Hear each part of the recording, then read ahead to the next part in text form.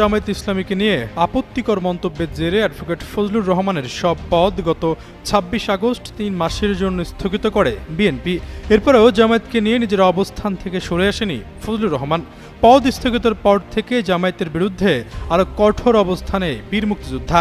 ফজলুর রহমানের দাবি, জামায়াত শিবির তাকে নিয়ে চক্রান্ত করছে, তবে এসবে তিনি ভয় পান না। মৃত্যুর আগ পর্যন্ত স্বাধীনতা বিরোধীদের ছাড় না দেওয়ার হুঁশিয়ারি দেন তিনি।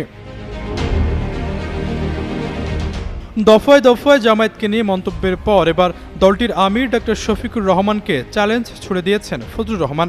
বুধবার কিশোরগঞ্জের নিজ নির্বাচনী এলাকায় প্রচারণায় অংশ নিয়ে জামায়াত আমির উদ্দেশ্যে তিনি বলেন, আপনার বাড়ি তো সিলেটে 19টি আসন রয়েছে, কোন আসনে দাঁড়াবেন বলুন, আমি আমার দল থেকে সেই আসনে নির্বাচন করতে চাই। 19টির মধ্যে একটা আসনেও যদি পাশ করতে পারেন তাহলে ভাববো আপনারা বাপের বেটা। এ সময় জামায়াত ইসলামীর